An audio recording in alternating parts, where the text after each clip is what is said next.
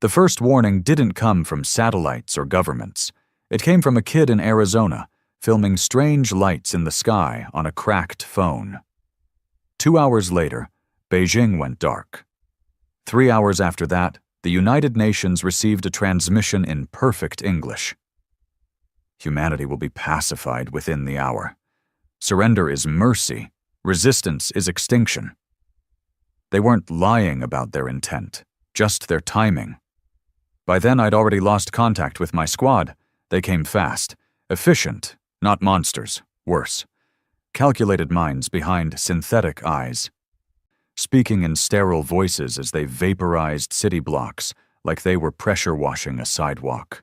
No glory, no negotiation, just extermination.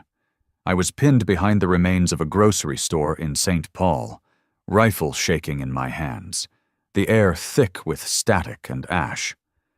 Corporal Jensen had bled out next to me, his face still twisted in shock. They'd hit him mid-sentence. No time for last words, no time for heroics. That's the thing they didn't get about us. They thought we'd fight with honor. Protocol, morals. They didn't know what kind of bastards war had made us. When the transmission hit the world's networks, our governments were already gone.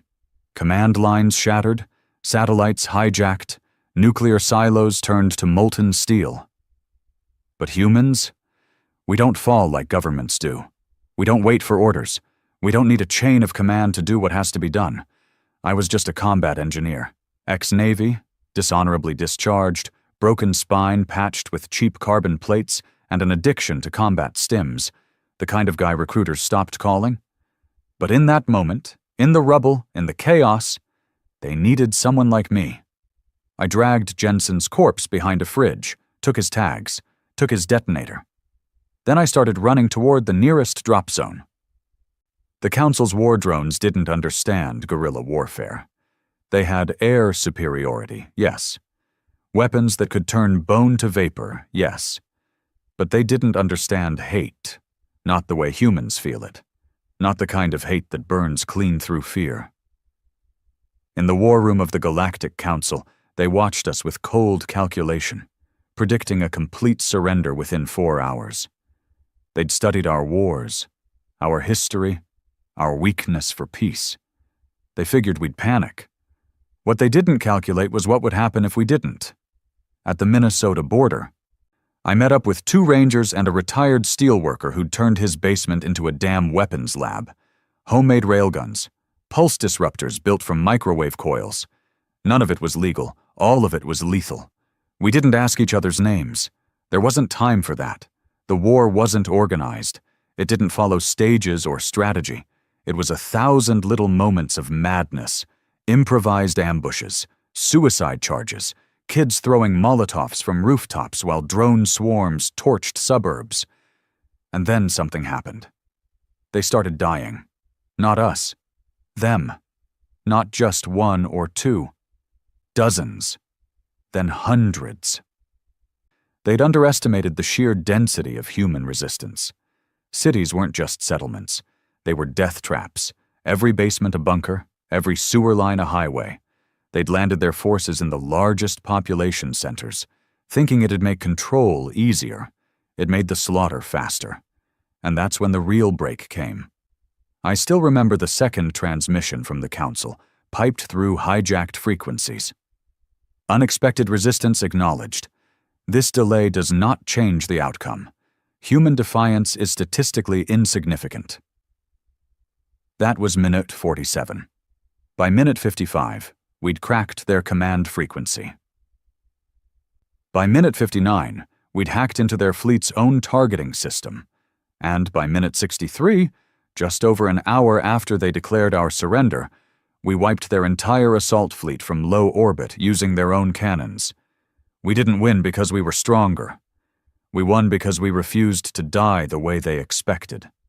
The skies were quiet again. But it wasn't peace. It was the silence of something much worse. The silence right before a second wave. I stood among twisted metal, the black husks of enemy craft still smoldering around me, and all I could think was, they're going to come back angry. They always do. The humans who fought in the first hour were a strange breed. Survivors, rogues, exiles. I don't think a single one of us gave a damn about politics or patriotism. None of us fought for a flag. We fought because there was no one else left. We fought because surrender wasn't a concept we carried in our blood. In those first 63 minutes, Earth burned, yes. But what burned brighter was human rage, human refusal, human unpredictability. That was the real weapon. And now, the Council knew it. The official governments were down, but pockets of resistance were starting to pulse like fresh blood through dead veins. Some idiot from a Denver tech startup built a drone fleet from racing quads and garage parts. A retired Indian general coordinated citywide blackouts to throw off enemy scanners. In Tokyo, a samurai club, the kind of cosplay group you'd laugh at a week ago, was rumored to have taken down an enemy mech with reinforced katanas and high-explosive grenades strapped to their chests. None of it made sense on paper. But that's the thing. Humans don't win wars on paper. I regrouped with the same trio I'd fought alongside near the drop zone. They never gave names, and I never asked. The steel worker, he had arms like steel cables and a voice like gravel, was nicknamed Forge. The two rangers, one had a limp and a cold stare. We called him Ghost. The other talked too much, chewed gum while loading plasma rounds, and smiled every time something exploded. Trigger. Forge had set up a temporary stronghold inside a ruined subway station. No lights, just emergency generators, handheld EMP blasters, and 3D printed frag grenades stacked like soda cans. The air smelled like burnt copper and blood. "We bought ourselves time," Forge said, sitting on an overturned metal crate. "But they'll adapt." "They always do," I muttered. "Council doesn't underestimate the same species twice." Ghost leaned against the wall, arms crossed. "Then we give them something new to underestimate." That became the unofficial motto of what we started next. The Council didn't understand guerrilla warfare. Not really. They'd never fought an enemy that didn't follow rules. Their entire structure was based on precision, efficiency, logic. Our first counterattack was anything but. Trigger and I hit a supply node the aliens had dropped outside of Chicago. They'd constructed a geometric storage unit, flawless in design, invisible to our primitive radar. What they didn't know was that a teenager had captured its cloaking flicker on a live stream while skateboarding past it. That footage went viral in underground networks. It took us 12 hours to plan, 3 to infiltrate, 46 seconds to destroy it. We didn't use elite tech. We used agricultural drones rigged with fertilizer bombs, the kind banned during the last human conflict because they were too unpredictable. Perfect. The blast sent shockwaves through the Chicago ruins, cracked 100 windows, and created a blue fireball visible for miles. I still remember the stunned silence in our comms afterward, until Trigger laughed like a man possessed. "They're going to call this terrorism," he said. "No," I replied, wiping blood from my eyes. "They're going to call this human." Back on the Council flagship, they didn't react with fear. They reacted with recalculations. Data fed into cold alien minds, into their synthetic neural nets. They tried to understand why humans refused logic. They ran projections, simulations. They still didn't get it. Because we weren't following survival instinct anymore. We weren't fighting to live. We were fighting to make them bleed, to punish, to avenge. That level of emotion doesn't show up on their models. They didn't have a protocol for it. So they deployed the enforcers. Not machines, not soldiers. Something in between. Biosynthetic hunters. Fast, quiet, programmed for psychological dismantling. The first reports came from London. Civilians disappeared in broad daylight. Entire squads gutted, never fired a shot. They left behind messages etched into walls with plasma. "You had your chance. They were smarter, meaner, and they hated us now. That's when things got darker. Forge's team in Detroit went silent. No explosion, no distress signal. Just gone. Trigger broke a piece of machinery in half when he heard. Ghost didn't say a word, just loaded every mag he had, one by one, without blinking. We're ghosts now too, he finally muttered. We moved our base to a crashed alien transport in northern Canada. The cold helped cloak our heat signatures. Inside that broken ship, we studied their tech. I spent weeks learning their interface by watching dead aliens' fingers twitch. Their systems weren't so different from ours, just more arrogant. I cracked their local transmission nodes and found something unexpected. The Council wasn't reporting the war to its own citizens. They were keeping it classified, said Earth was still in soft resistance phase, that it was evolving per expectation. Lies. Why? Probably fear, probably pride. Either way, that was our window. Trigger had a theory. If we can broadcast a message off-world, make it clear Earth isn't just resisting, it's winning, they'll panic, not the Council, the people. So we hijacked a beacon array from one of their crashed observation towers. We recorded a transmission. Me, standing in front of a half-burned American flag. Ghost holding a cracked helmet. Trigger and Forge's names carved into steel behind me. I looked straight into the alien lens and said, "You said we'd fall in an hour. It's been a week. We're still here. Your fleets are ash. Your foot soldiers rot in our soil. Keep sending more. We'll keep burying them. Earth doesn't surrender. Humanity doesn't kneel." Then Ghost leaned into the mic and whispered, "You invaded the wrong species." We sent that broadcast on every open Council channel, and the universe heard it. They retaliated hard. Orbital strikes, coordinated extermination squads. No more mercy, no more posturing. But something had shifted. Alien citizens across the galaxy began questioning the invasion. Protests. Subversive questions, even assassinations of low-tier Council members. Whispers of rebellion in systems we'd never heard of. Back on Earth, we weren't celebrating. We were losing people. Daily. The cost was bleeding us dry.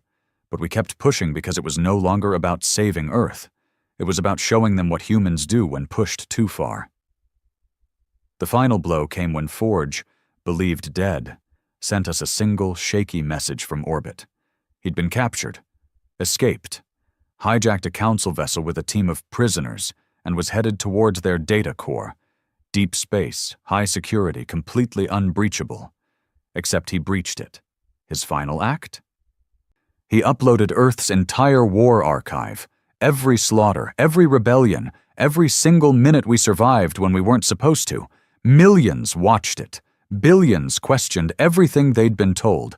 And then, finally, the Council fell silent. No more attacks, no more threats. They retreated, not because they were defeated by force, but because they were dismantled by fear. Fear of a species that refused to die. It didn't feel like a victory. Not when the skies cleared, not when the Council fell silent, not even when their last signal, scrambled and distorted, blinked out from our hijacked surveillance array like a dying breath in space. The world had stopped burning, yes, but the smoke hadn't cleared. The air still stank of ozone and scorched bone. Cities were still dead, families still gone, and the men who survived. Men like me. We didn't know what to do with silence. We were built for war now, shaped by it, twisted by it. When the invasion ended, we didn't cheer. We just stood there, weapons in hand, waiting for the next thing to kill. Trigger was the first to crack. It happened 2 days after the final broadcast, when we got word the last Council fleet had warped out of the system. We'd relocated to an old nuclear facility in rural Poland. Its walls still radiated enough to screw with Council scans. He was sitting on a concrete slab, eyes locked on the cracked ceiling, fingers twitching like they were still squeezing a trigger. I tried talking to him. Normal stuff, like food or weather. He didn't blink. "Been too quiet," he finally said. I nodded. "Yeah. No explosions, no gunfire, no comms from survivors." He rubbed the back of his neck. "Feels like I'm dead and don't know it yet." I wanted to tell him we were alive, that we made it. But I didn't believe that anymore either. Survivor outposts started making contact. Not governments. Those were gone. Just clusters of civilians, ex-military, mercenaries, scavengers. Some organized, most didn't. In New Zealand, they were rebuilding using salvaged alien tech. In Canada, they'd turned council drop pods into shelters. In Brazil, they'd found a way to convert alien plasma cores into heat generators. Humanity was doing what it always did best, adapting in pain. But we were fractured. Without a common enemy, we began turning inward again. Fights over territory, over tech, over who deserved to lead the new world. We'd been united by desperation, not trust. And that desperation was fading. Ghost and I tried to keep things together. Forge, he never made it back. His final act, hijacking the data core and leaking the truth across galaxies, made him a legend. Statues were already going up. The irony? He died to make peace happen, and we didn't know what the hell to do with it. 2 weeks after the ceasefire, I was approached by a woman in a patched-up council armor plate. Her name was Erin, and she wasn't human. She was council-born, but not loyal. "I helped Forge," she said, standing across from me in the cold bunker corridor, helmet tucked under her arm. Her skin had a faint shimmer, biotech woven into tissue. Eyes too perfect to be real. I raised my rifle anyway. "I wouldn't," she said softly. "I'm not your enemy." "That's exactly what my enemy would say." "Your enemy's gone," she replied. "That's the problem." I didn't lower the weapon. "You think that's a problem?" Erin sighed and sat on a steel crate like she belonged there. The council was a monster, yes, but it held the galaxy together, with fear, with control, with precision. Now that it's gone, what replaces it? I didn't have an answer. No one did. That's when she said the words that made my blood freeze. "Other species saw what you did, saw what humans are capable of. They're not going to stay quiet for long. Some want to punish Earth for humiliating the Council. Others want to recruit you, use you. You're not free. You're just exposed." The war wasn't over. It had just gone dark. Erin wasn't alone. Over the next few days, more Council defectors emerged. Aliens who had watched the human uprising and realized their own chains. Some sought asylum. Others sought revenge against their former masters. And some wanted to learn how to fight like us. I hated them at first. Every fiber in my body wanted to kill anything with alien blood. I'd seen what they'd done. Heard my comrades screaming into broken radios before being incinerated mid-word. But hate is a prison, one I'd lived in too long. Ghost was the one who convinced me. "Use them," he said flatly. "They owe us more than they can ever repay." So we started teaching them, not how to use weapons. Most already knew that. We taught them how to think like humans, how to fight dirty, how to use chaos, how to weaponize grief. We built a new force from the ashes. Not an army, not yet, but a message to the rest of the galaxy. Earth isn't broken. Earth is reborn. And if you come for us again, you won't just lose, you'll vanish. Then came the final message from Forge. A delayed data packet, encrypted, buried deep in Council comm systems, only triggered once the Council's AI cores went fully offline. It took us a week to unlock it. It wasn't a strategy file. It wasn't instructions. It was a voice recording. His voice. Tired. Raspy. Filled with that same quiet rage that had powered him through war. If you're hearing this, I didn't make it. No regrets. They were never going to let me live. I gave you a window. What you do with it, that's on you now. Don't become them. Don't let the fire that saved Earth burn it down from the inside. If you can build something better, do it. If not, then burn the stars before they burn you. I didn't cry. I don't think any of us did. The war had dried our tears long ago. But I felt it. Deep down. Like steel cracking under pressure. That message traveled farther than we expected. Within weeks, rebellion cells rose up in 3 council-controlled systems. Refugees poured toward Earth. Not to conquer, but to follow. We weren't just survivors anymore. We were a symbol. One night, I stood alone in the remains of Chicago, staring up at a sky finally free of alien ships. Ghost approached, silent as ever. You think we're ready for what's next? I asked. He didn't answer right away. Then, we weren't ready the first time either. I nodded. And we won. No, he replied. We endured. That's different. And he was right. Victory implies finality. Endurance? That's a sentence with no period. The Council thought they could predict humanity's fall. They measured our numbers, our weapons, our systems, but they never measured our madness, our fury, our capacity to adapt, even as we burned. They came expecting a surrender. What they found was a species that fights long after the war is lost. A species that will not die quietly. And now the galaxy is watching. Let them watch. Let them wonder. Let them fear. Because Earth is no longer just a world. It's a warning. Power vacuums never stay empty. Not in war, not in peace. It didn't take long after the Council vanished for others to come crawling out of the dark. Fractured empires, pirate coalitions, rogue AIs, opportunistic species that had hidden in the Council's shadow for centuries. They'd all seen the same footage, heard the same stories. Earth fought back. Earth survived. Earth doesn't die quietly. Some saw us as monsters. Some saw us as heroes. But most? They saw us as a threat. The first delegation landed in what used to be Norway. The terrain was blackened, half frozen, with veins of alien scrap buried in the soil. We met them on a ridge that overlooked a crater the size of a city block, what was left of a failed orbital strike. They didn't wear armor. They didn't carry weapons. They walked like scholars, robes flowing, hands raised. We come with peace, the tallest one said, his voice filtered through a translator mask. Ghost stood next to me, arms folded, his gaze cold as ever.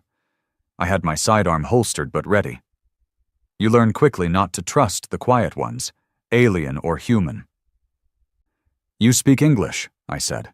We speak survival, he corrected. And survival means aligning with the strongest force in the system. That is you.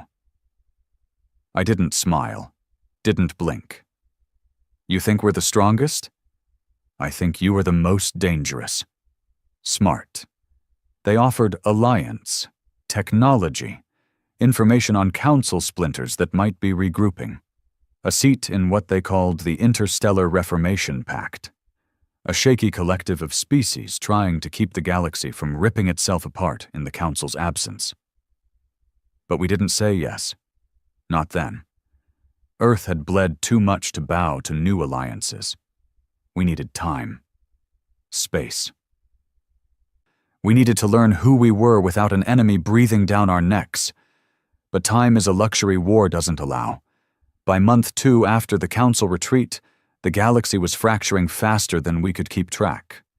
Council loyalists had gone underground, forming mercenary packs known as cleansers, specialists in destabilizing post-conflict worlds. They hit refugee ships, sabotaged peace stations, wiped out rebel colonies that had supported Earth during the war. One such attack hit a small colony on Mars, our colony. 2,000 civilians, scientists, engineers, all slaughtered in less than 6 minutes. The only message left behind was a symbol, 3 vertical slashes burned into the colony's central tower. Ghost recognized it first. Council Shadow Unit. Tier 9 Cleanser Class. It's a death mark, he muttered, voice low. They're telling us Earth's not finished. Trigger, who had barely spoken since Forge's final message, finally snapped. We waited too long. And he was right. The Council hadn't learned to fear Earth. They just learned to hide from us. And now they were bleeding us dry, one colony at a time. I called for a summit. Not governments. Those were gone. This was warlords, resistance leaders, tech barons, and survivors who'd taken power through force and flame. Most had blood on their hands. All had enemies. But they showed up. Some via hologram, some in person, some covered in armor, others draped in cloth stitched from their fallen. I stood before them in what was left of Berlin. A massive stone slab acted as our table. Around us, the skeletal remains of old skyscrapers loomed like broken bones. We've proven we can survive, I told them. Now we decide if we're going to lead. Murmurs, growls, silent stares. We don't need another council, one growled. No, I agreed. But we need something, because without structure, without unity, we're just targets wearing different flags. It was Iron who stepped forward. Still alien, still distrusted. But the only one who had seen the council rot from the inside. They feared your unity more than your weapons, she said. That's why they fractured you first.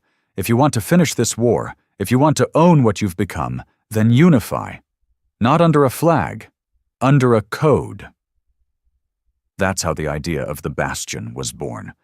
Not a government, not a military, a pact, a brotherhood. One rule. You bleed for Earth, you are Earth. Within a month, 47 factions joined. Not all were human. Some were defectors. Some were hybrids. Others were simply broken civilizations looking for a purpose greater than survival. I led the first Bastion strike team. We hit a cleanser forward base hidden on the edge of the Saturn belt. They didn't see us coming. They thought we'd still be rebuilding. They were wrong. Ghost sliced through their vanguard like a shadow. Trigger hacked their plasma gates with a device he built from scrap and spite. Irian used her alien physiology to bypass their biometric locks. And me? I pulled the trigger that dropped their command core into the void. We didn't leave survivors, not because we were cruel, because we remembered. We remembered the first hour, the first blood, the first screams. We remembered what they did to Forge. But even as the Bastion grew stronger, Earth grew colder. Peace doesn't heal everyone. It exposes the cracks. Cities became fortresses. Trade routes turned into black markets. Civilians were becoming afraid of their own protectors. Soldiers like us weren't seen as heroes anymore.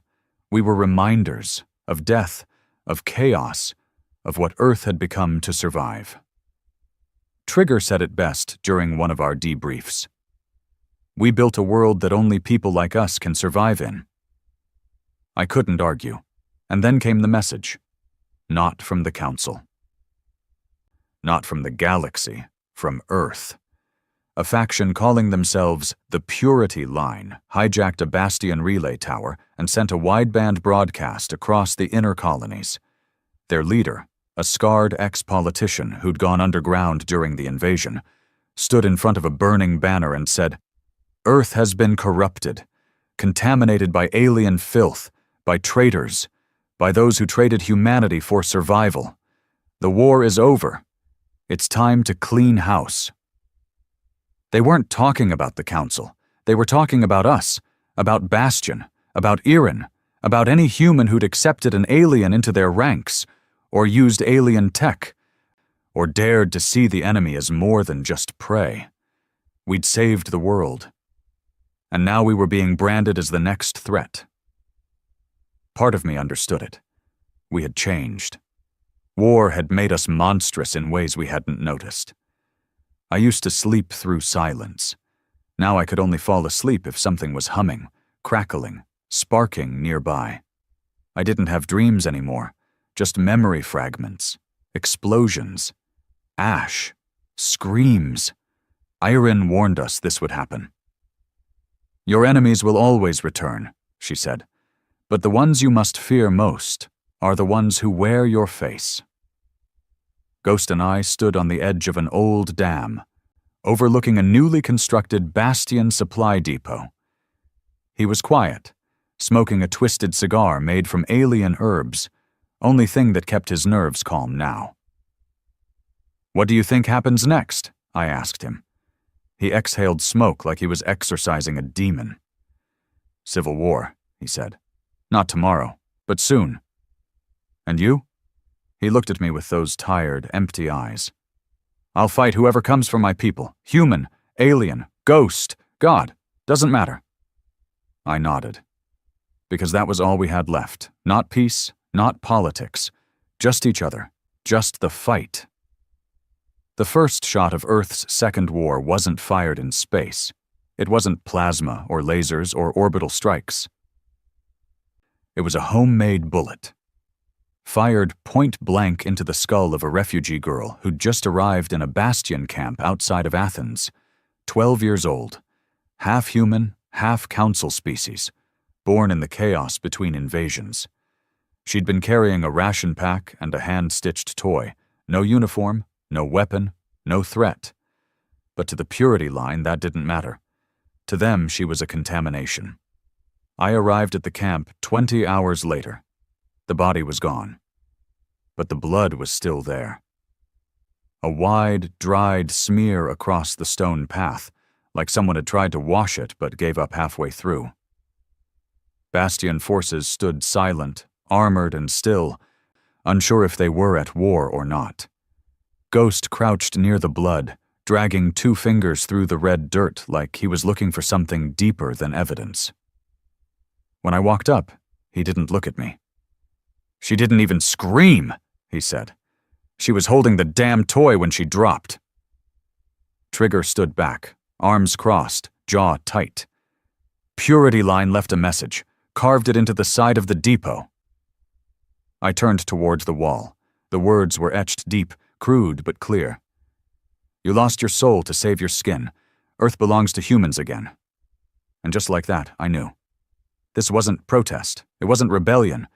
It was war. The Purity Line wasn't an army. They were a sickness, spreading through the cracks in Bastion's foundation, whispers in supply lines, propaganda in food crates, recruits turning ghost, officers found dead in their bunks. All quiet, all efficient. And the worst part? They weren't wrong about everything. That's what made them dangerous. Because somewhere in the rubble of victory, humanity had changed. Bastion had made alliances with ex-council species. We'd armed ourselves with alien tech. We'd adapted, evolved, just like any survivors would. But survivors don't get statues. Survivors don't get happy endings.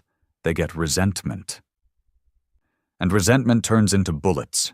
We tried to push back, quietly at first. Ghost ran counter-intel teams. Iran tracked coded comms bouncing off deep space satellites, tracing them back to old Earth radio towers buried in Siberia. Trigger even tried reaching out to old Purity sympathizers, hoping someone wanted to talk. No one talked. They just started killing faster. They bombed a Bastion med drop in Istanbul. 97 dead, most of them sick or old. No survivors, just a black banner left behind with a single message. We do not share Earth. We knew what was coming next, so we stopped pretending peace was an option. We called it Operation Clean Wake, a full-scale sweep of known purity territories, burned forests in Central Europe, desert outposts in North Africa, snow-blasted mines in Alaska where they'd hijacked old council gear. No more warnings, no more restraint. I led the first strike team. Target, an underground base outside Oslo, confirmed purity broadcasts, civilians evacuated, no margin for compromise. We went in silent. Ghost took point, cloak active. Irene came in through the vents, Her alien bone structure could slip through narrow ducts like smoke. Trigger rigged the outer perimeter with EMP mines to prevent escape. What we didn't expect was what we found inside. The base wasn't full of soldiers, it was full of children. Dozens of them. Dirty, starving, some with weapons. Most with nothing but old human flags wrapped around their shoulders like blankets. Trigger lowered his rifle first. "What the hell is this?" Ghost didn't speak, just scanned the room slowly. A small boy stepped forward. Blonde, maybe 10. Face smeared with oil. He looked at me like he knew my name. "They said you'd come," he whispered. "The traitors always do." I stepped forward, slow. "Who said?" He blinked, calm. "The father." My stomach twisted. I'd heard rumors. A man only called Father. Ex-UN. Disappeared during the council siege, resurfaced later with a cult-like grip on purity cells. He was the one preaching that Earth must be cleansed, that humans who collaborated were no longer human at all. That bastion was the final virus. I knelt beside the boy. "Where is he?" The kid didn't smile, didn't flinch. "He's already here." That's when the roof collapsed. Trigger shouted, dragging the boy back. Ghost rolled into cover. Iron screamed through the comms. "Ambush! Detonators in the vents!" The ceiling tore open, raining steel and dirt, and from above came the purity soldiers. Black armor, no insignia, no rank, just smooth helmets and rifles set to shred. They didn't shout, they didn't speak. They executed. 2 of our squad died in the first wave. A third bled out before we could reach him. I fired until my rifle overheated, then switched to sidearm, then blade. By the time it ended, the base was rubble. So were we. We got out with 6 survivors. The children were taken by purity evac teams through hidden tunnels. It had been a trap. Not to kill us, but to break us. To show us they controlled the narrative. That they had Earth's future in their hands. And they weren't entirely wrong. Back at Bastion HQ, an old council control ship buried in the Pacific Trench, we held emergency council. I stood before the war table, watching leaders argue. Alien defectors on one side, human battalion chiefs on the other. Accusations, blame, fear. Ghost leaned in beside me. "We're losing them. I know. They don't trust each other anymore." I looked around the room. Trigger pacing in the corner, Iron standing alone, helmet in hand, eyes glassy. We'd won the war against the council, but we were losing the war for ourselves. That night, I sat alone in my quarters, staring at an old photograph. Me and Forge, back before everything. Before blood, before betrayal. He had a beer in his hand and a broken rib from bar fighting a cargo pilot over ration prices. I hadn't smiled like that in years. A light knock at the door broke the silence. Irene entered. Quiet, tense. "They're planning to vote." "Vote on what?" She hesitated. Then, "Whether to expel non-humans from Bastion Command." I laughed bitterly.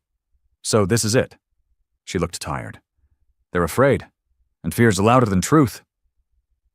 I stood, walked to the small window where the ocean shimmered in unnatural colors from the council ship's lights. "Let them vote," I said. "If they betray the very people who helped save Earth, then maybe they don't deserve it." She stepped forward. "And if they vote to keep us?" I looked at her. "Then we prepare, because purity won't wait." The next morning, the vote passed. Barely. By 2 voices, Irene kept her place. The alien stayed in command, but the message was clear. Trust was fading. And when trust dies, the war comes back. We never built Bastion to last. It wasn't a government, it wasn't a dream. It was a wall, a last defense against extinction. And like all walls, it cracked the moment the pressure came from within. The vote to keep alien allies in command should have ended the debate. It didn't. If anything, it made it worse. Within hours of the announcement, 3 Bastion outposts declared neutrality. A 4th went silent entirely. No comms, no activity, no pings from drone patrols. Trigger ran a data trace and found out why. They killed their own command team, he muttered, staring at the monitor. 6 officers, executed. Ghost looked over his shoulder. Where? Trigger hesitated. Detroit sector. That was one of ours. We called it a fracture, but it was more than that. It was a break in the soul of what we'd tried to build. The Purity line wasn't hiding anymore. They were no longer sabotage squads, whispering through bunkers. They were out in the open now, marching, broadcasting, holding rallies in broken cities, standing in front of scorched earth monuments with old flags and false promises. Earth for Earthborn, they screamed. But what they meant was Earth for them, not the rest of us who bled and broke to save it, not Erin, not me. We knew the first real battle was coming, not skirmishes, not base ambushes, war. So we picked the field. Bastion HQ detected a massive weapons buildup in the Colorado Dead Zone, a city-sized crater left behind by the Council's last orbital strike. It was desolate, no structures, just ash, metal, and bones. But perfect for a staging ground, our intel was clear. The Father would be there, leading the charge himself. This was our only chance. Take him out, and the rest of the Purity line would fracture under its own weight. Or so we hoped. We mobilized everything we had. 200 Bastion soldiers, 40 mechs, dozens of ex-Council fighters, armored and ready. Iron coordinated the drops. Ghost led the flanking units.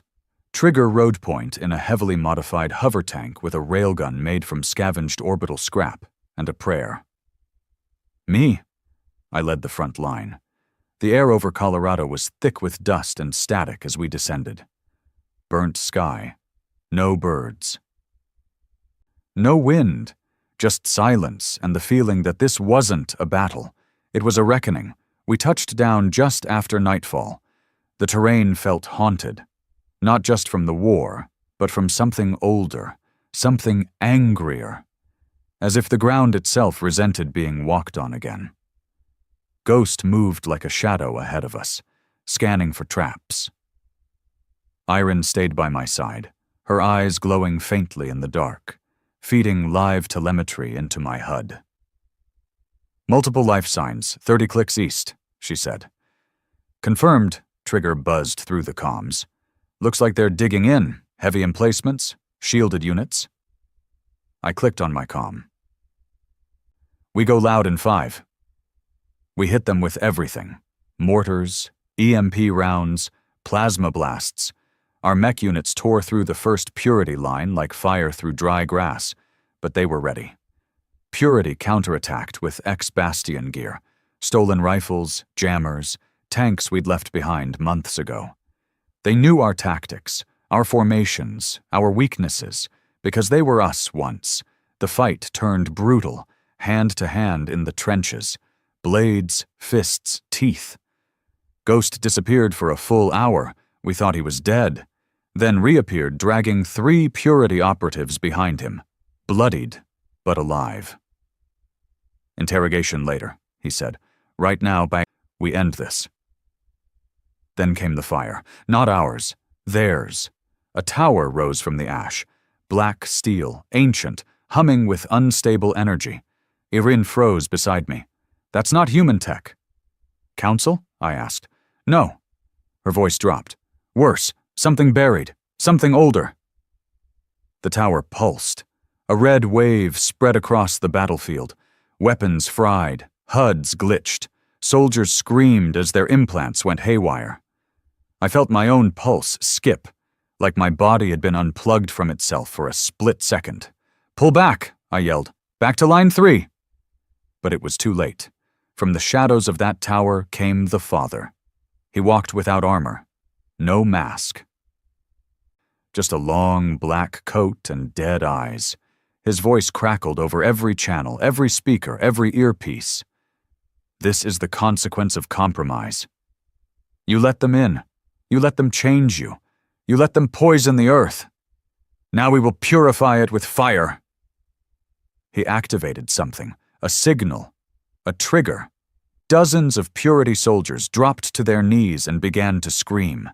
Their bodies convulsed, skin tore, machines embedded in their spines exploded outward into tendrils of energy and armor. Not human, not alien, something else. They became hybrids, mutations, weapons. Their eyes went white. Their minds were gone.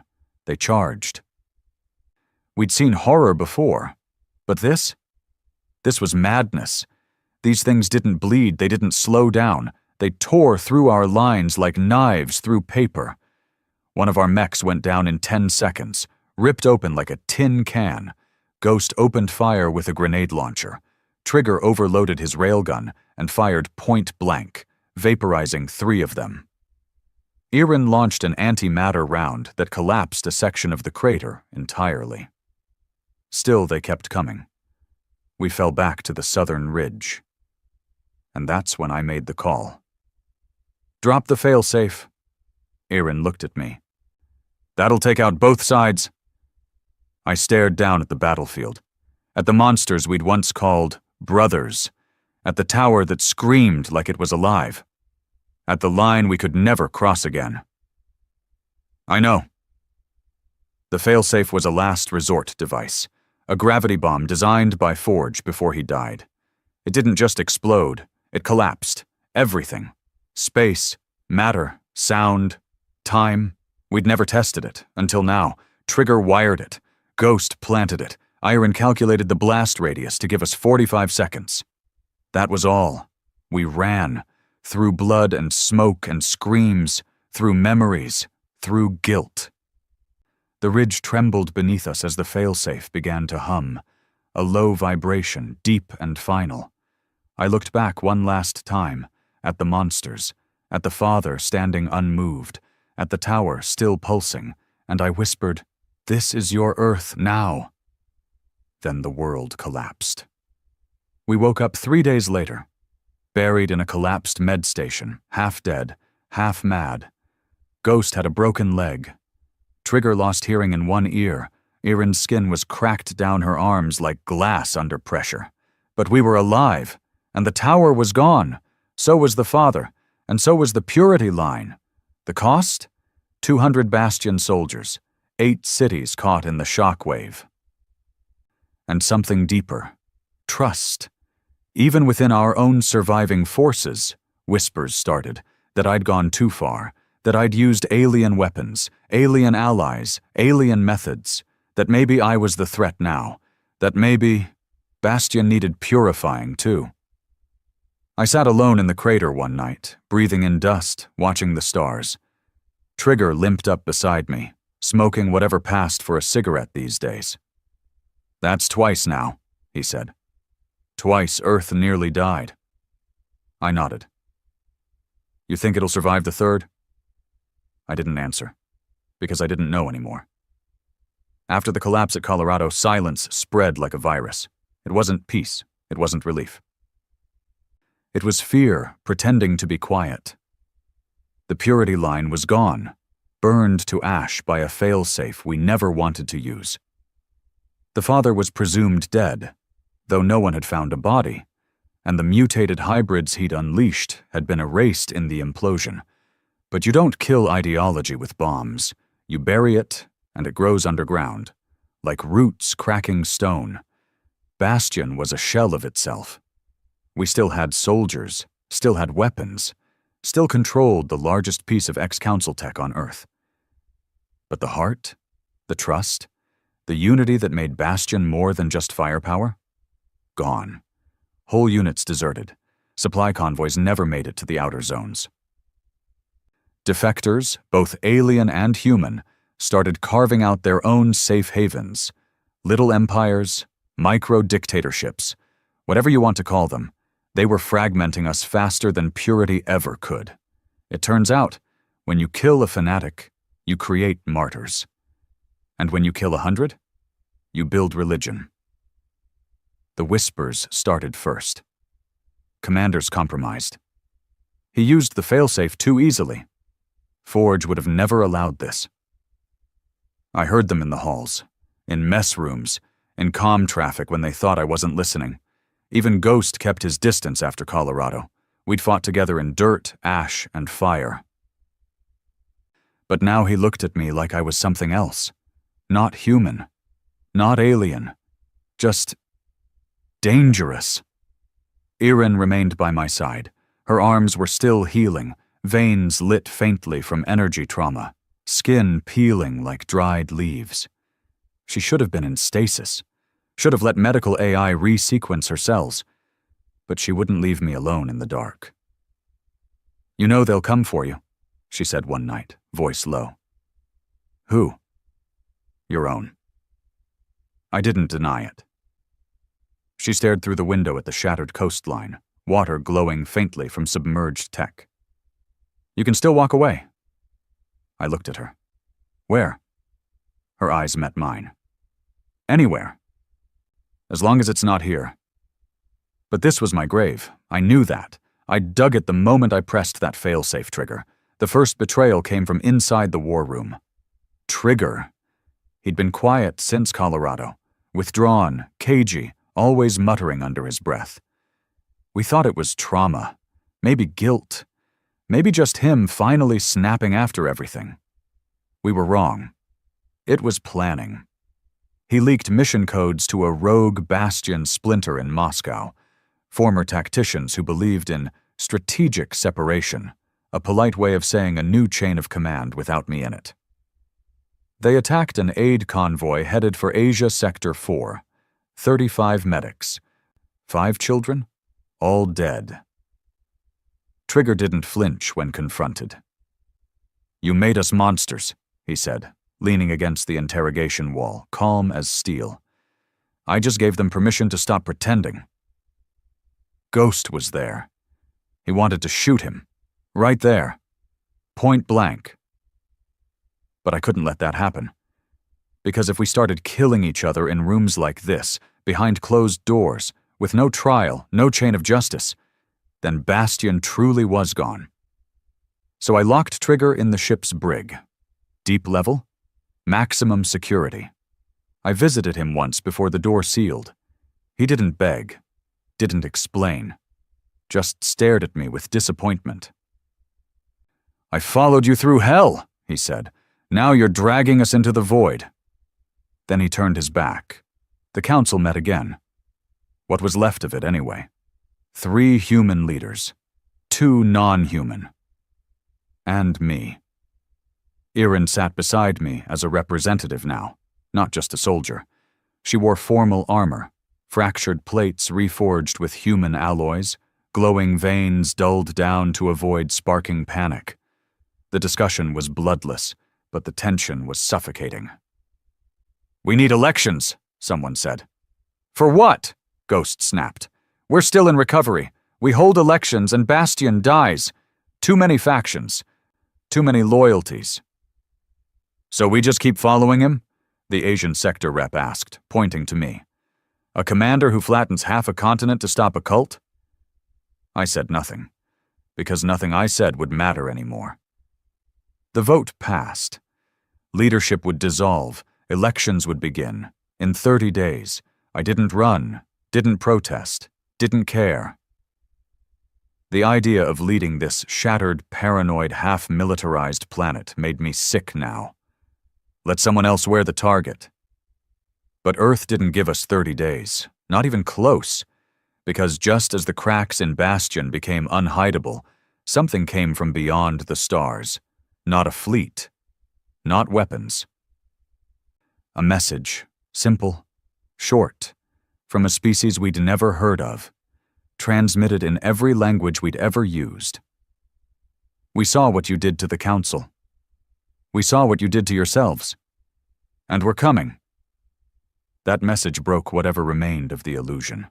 Ghost slammed his fist into the wall when he read it. Another war, another damn war. Irin's face was pale. This species, they were beneath the Council, exiled, considered unstable even by the worst civilizations. Who are they? I asked. She whispered the name like a curse.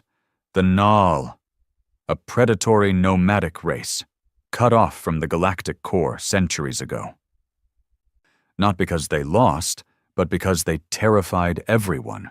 They didn't conquer for resources. They conquered for experiments. They saw war as a study, pain as data. Their ships weren't fleets, they were labs. And Earth? Earth was now the control group. The Council went into panic mode. The election was suspended. Bastion forces remobilized. Old bunkers reopened. AI systems rebooted. Orbital arrays recharged. For the first time in months, everyone stopped fighting each other, because something worse was on the way. And this time, we didn't know if we could survive it. That night, I walked into Trigger's cell. He was lying on the floor, eyes half shut, thin, starved. You heard it? I asked. He nodded. The Null. Another nod. I need you, I said. He didn't move. You're the only one who knows how to build a defense net fast enough, and dirty enough, and smart enough to actually work. He looked up at me slowly. Why now? Because we don't have a choice anymore. He sat up, cracking his neck. I told you were dragging us into the void, he said. Guess I better build us a damn flashlight. We freed him, rearmed him, put him at the head of Bastion engineering. People protested. I didn't care. We were at the edge of something bigger than any of us. And now? Now we had 6 days to prepare. The Null didn't arrive with noise. They arrived with silence. No mass fleet, no orbital bombardment, no posturing, just a shadow across our outer systems. Solar drift anomalies, gravitational echoes, light being absorbed rather than reflected. Trigger called it a perfect tactical intro. They're not trying to intimidate us, he said. They're watching, measuring, waiting to see how we respond. He'd changed since his time in the brig. He wasn't angry anymore, just focused, calm, like the betrayal had burned out whatever part of him cared about politics. Ghost returned to the front lines, but he spoke less. His limp had gotten worse, but he refused augmentation. Pain keeps me sharp, he muttered. Irin. She spent more time in the data cores now, digging into ancient council archives, looking for scraps on the Null, warnings, reports, anything. She found one entry, buried in a flagged black site file, titled in council script, "Do not engage under any circumstance." By day 3, the anomalies reached the Kuiper Belt. Then Pluto vanished, just gone. 1 minute it was there, broadcasting faint signals from our monitoring station. The next? Static. Trigger ran diagnostics. It's not destroyed, he said. It's displaced. Like it was moved. Ghost leaned over the data. They're showing us what they can do, without firing a shot. I looked at the blinking void where Pluto's data feed used to be. They want us scared. We called a planetary alert. Bastion forces rearmed. Defectors returned, apologies unspoken but understood. Even the remnants of the Purity line, leaderless, shattered, sent transmissions offering temporary alliance. If Earth dies, ideology doesn't matter. We accepted them. All of them. Because when your species is facing extinction, you stop counting sins. You start counting survivors. On day 4, the Null sent us their first and only message. No visuals, no sound, just a data stream, mathematical equations, DNA sequences, neural patterns, weapon schematics. Trigger translated it in under 2 hours. It's everything about us, he said, pale. Everything they've learned from us, every way to destroy us, every pressure point, every vulnerability, every instinct. Irin finished decoding the last sequence. They're not just invading, they're building a model. Ghost stared at the screen. They want to see what happens when they push it. And then the sky broke. They didn't attack like the Council. They didn't drop ships or soldiers. They rewrote physics. The upper atmosphere shimmered and tore like plastic under a flame. Entire Bastion satellites blinked out. Orbital defenses disintegrated mid-calculation. Our smartest AIs tried to track movement, then melted down from paradox loops. I watched a Bastion destroyer, 20 kilometers wide, powered by fusion cells and human stubbornness, fold in half like paper and disappear into itself. No explosion. Just gone. But we didn't break. Not this time, because we finally understood. They were testing, so we gave them the wrong answers. Trigger activated the false defense net. 2,000 fake heat signatures spread across the planet, mimicking anti-air turrets and phantom nukes. Iron unleashed a virus based on null code, broadcasting randomized chaos across the spectrum, confusing their models. And Ghost? Ghost built a trap. Not a weapon. A mirror. We found a null observation probe, a tiny, hovering drone the size of a coin, nearly invisible to the naked eye. Ghost figured out how it transmitted. So he sent a loop. Images, footage, simulated outcomes, all of Earth already destroyed, skies burning, cities flattened, survivors executed, and we looped it back to them. We told the null their experiment had already succeeded, that Earth was gone. For a moment, just a moment, it worked. The sky froze. No movement, no anomalies, no new gravity spikes. We sat in command, sweating in silence, unsure if we'd just bought time or invited wrath. That's when Iron stood up, trembling. They're coming down. One vessel. That's all it took. It broke through the atmosphere like a knife through oil. No sonic boom, no fire, just displacement. Trees bent without wind. Oceans rippled without waves. Gravity forgot what it was. The ship landed in the center of the Sahara. We didn't send a strike team. We sent me. Alone. Unarmed. They didn't ask for peace. They didn't ask for surrender. What stood in that crater was something in between. Not alien, not machine, not flesh. It looked almost human, tall, pale. Eyes like glass marbles filled with storm clouds. No mouth, just lines across the face like cracked porcelain. It didn't speak. It sent thought, pure, raw emotion into my skull. Not words, concepts. You are chaos. You defy pattern. You were not meant to win. And I answered out loud, voice rough. We weren't meant to lose either. The being tilted its head, curious. Why fight when defeat is certain? I smiled. Because that's what makes us human. It reached out, long fingers, each one ending in a fractal shimmer, touched my forehead, and for a split second, I saw everything. Alternate timelines, dead Earths, councils that won, councils that lost, humanity enslaved, humanity extinct, humanity broken by our own hands, all of it real, all of it possible, all of it studied. The null didn't want war. They wanted certainty, and we couldn't give it to them. So they feared us. When it pulled its hand back, something had changed. The sky above shifted. The ship behind it began to break apart, not explode, not vanish, just cease, piece by piece. Folded back into wherever it had come from. The being looked at me one last time.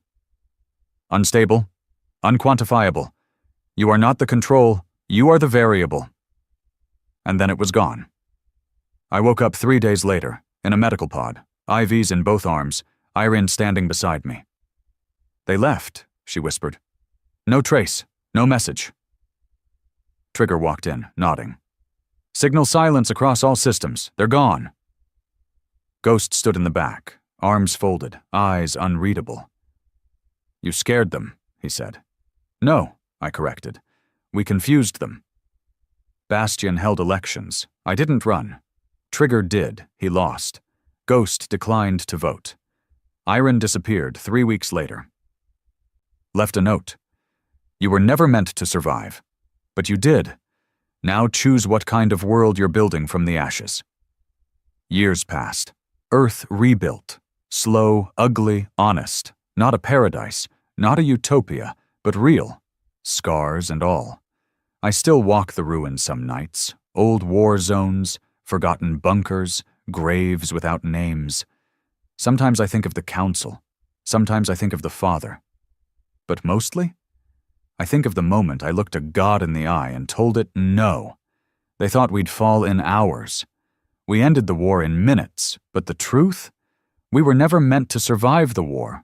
We were meant to be the war. And somehow, we won anyway.